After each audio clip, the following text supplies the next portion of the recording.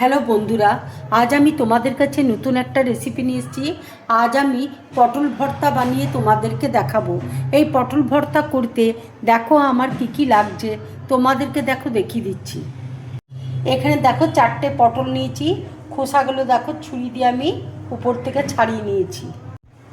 চিংড়ি মাছ রয়েছে, পেঁয়াজ কুচি রয়েছে, কাঁচা লঙ্কা রয়েছে, ধনে পাতা আছে, কালো জিরে আছে, রসুন আছে, শুকনো লঙ্কা রয়েছে।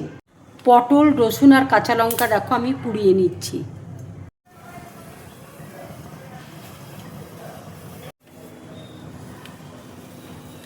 পটলটা দেখো পোড়ানো হয়ে গেছে। এবার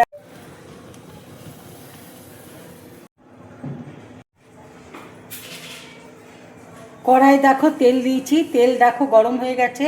শুকনো লঙ্কা দেখো আমি ভেজে নেব। লঙ্কাটা দেখো ভাজা হয়ে গেছে, এবার আমি তুলে নিচ্ছি। এবার দেখো তেলের মধ্যে আমি চিংড়ি মাছটা দিয়ে দিচ্ছি।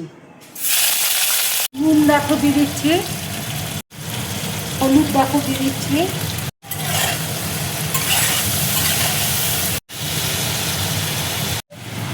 এবার দেখো পটলটা আমি ছাড়িয়ে নিচ্ছি।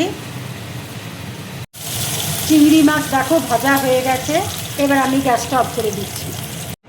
পটল, রসুন দেখো আমি সব ছাড়িয়ে নিয়েছি। এবার দেখো মিক্সির মধ্যে আমি পটলটা দেখো দিয়ে দিচ্ছি। আধ বাটা করে দেখো আমি বেটে নিচ্ছি। এবার দেখো চিংড়ি মাছ দিয়ে দিচ্ছি, রসুন কাঁচা লঙ্কা দেখো দিয়ে দিচ্ছি, শুকনো লঙ্কা ভাজাটা দেখো দিয়ে দিচ্ছি, ধনে পাতা দিয়ে দিচ্ছি। এবার দেখো মিক্সিতে আমি বেটে নেব। মিক্সিতে দেখো আমি পেস্ট করে নিয়েছি।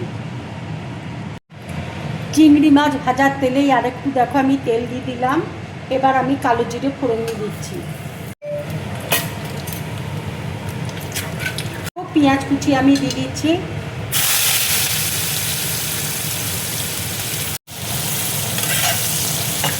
মতো দেখো নুন দিয়ে দিচ্ছি।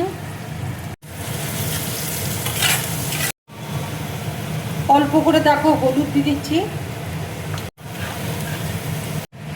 পেঁয়াজটা দেখো ভাজা হয়ে গেছে, এবার আমি বাটাটা দিয়ে দিচ্ছি।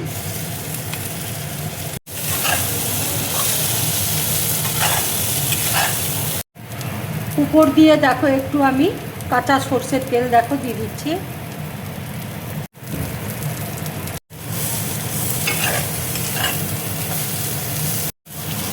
পটল ভর্তা দেখো আমার পুরোপুরি কমপ্লিট।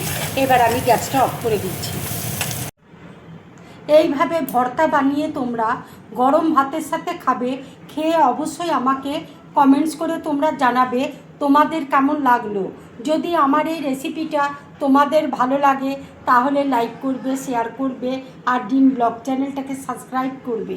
তোমরা বেশি করে কমেন্টস করবে, তাহলে আমার খুব ভালো লাগবে। নমস্কার।